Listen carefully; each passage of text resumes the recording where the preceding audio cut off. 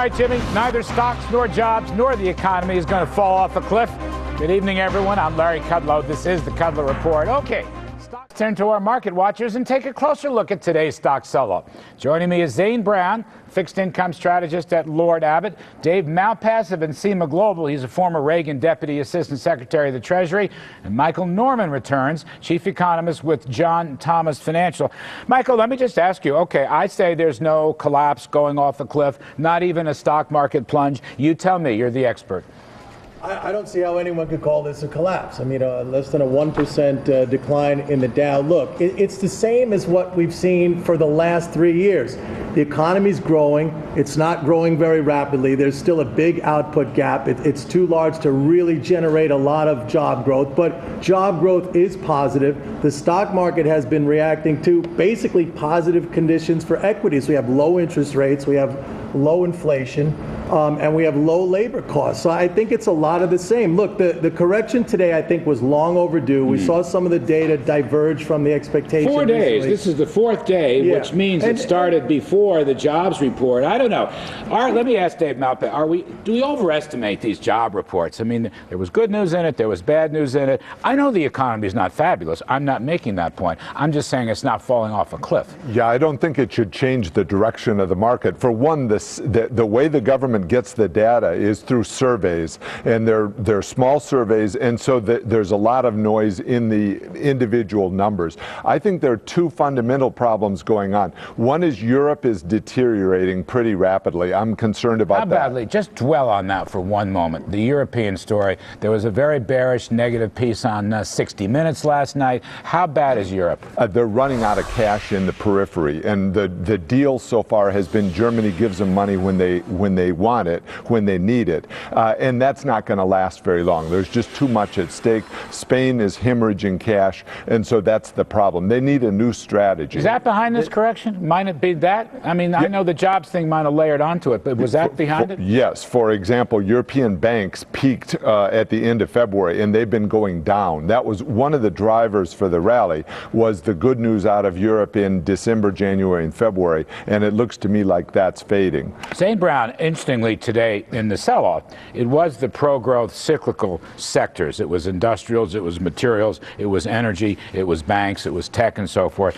Is the stock market downgrading the growth outlook, or is the stock market simply undergoing a mild correction, as Mike Norman suggested? I think it's just undergoing a mild correction. I'm not sure why we feel obligated to overreact to one number that just doesn't happen to fall in sequence with the previous three. But even the jobs number was not corroborated by the ADP number that was issued last week, nor was it corroborated by the initial claims number. That was 357. That was the 4-week moving average was the lowest it's been since 2008. So I think that, it's interesting on that point. I don't know why it is, but maybe this is part of network broadcasting. Maybe this is what investors have to do. Maybe this is what hedge fund managers have to do.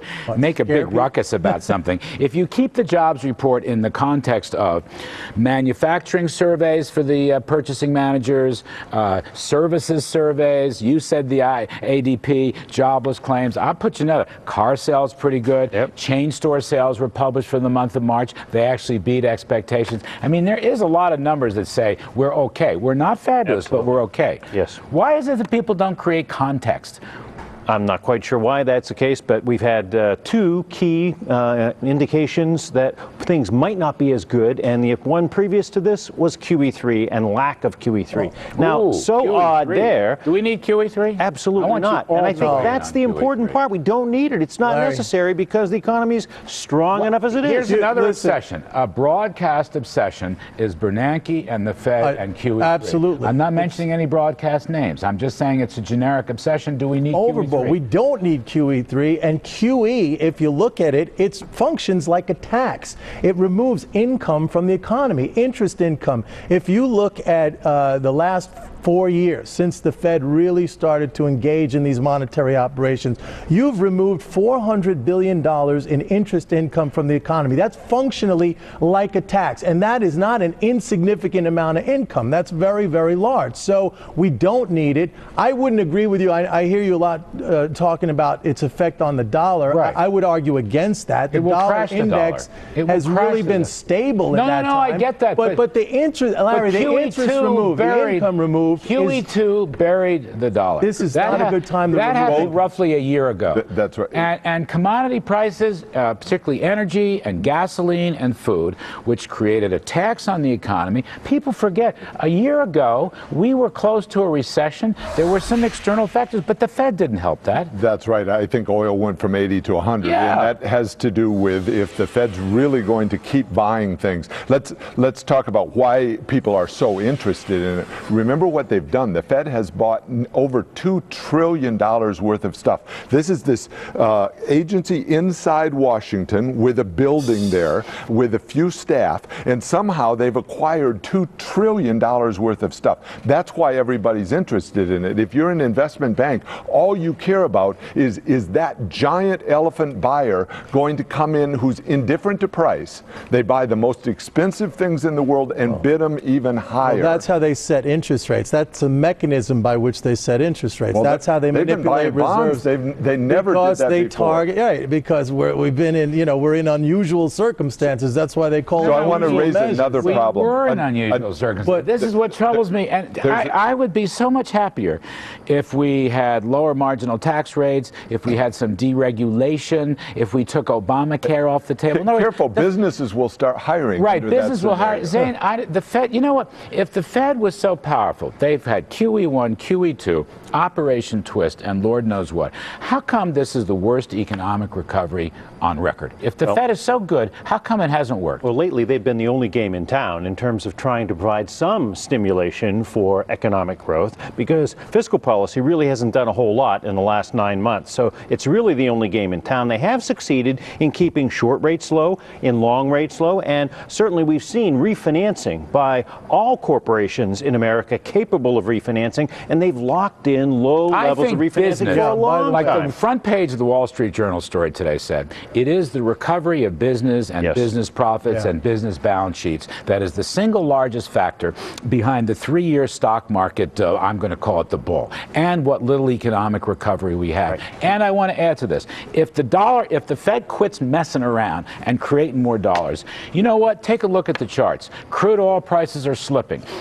Gasoline at the pump nationwide, AAA, it's slipping a little bit. The commodity for retail gas is slipping. I had said this about 2 weeks ago. Larry, if the dollar is steady, the energy tax will start coming down. This would be the best possible thing. Larry, that's why the Fed should stay out and let private business drive the stock market higher. You had $900 billion in reserves in the banking system in 2008. Oil was $150. You have $3 trillion in reserves now. Oil is $100. I don't see where you make the case that the dollar that the Fed has been pushing oil. I'll give you the last word, then we got to jump. New problem. As long as the Fed is doing this, it distorts the markets, and you don't know what the true value of equities are. We've been running on momentum on the idea that there's a Bernanke put. I'm skeptical, and I think that's dangerous. I hate the Bernanke put. I hated the Greenspan put. You buying stocks in your shot real fast? Absolutely. Stocks and high yield bonds all the way. Love it. Okay. Zane Brown, that was great. David Malpass, thank you. Michael Norman, we appreciate it. So on a day when stocks sold off big time.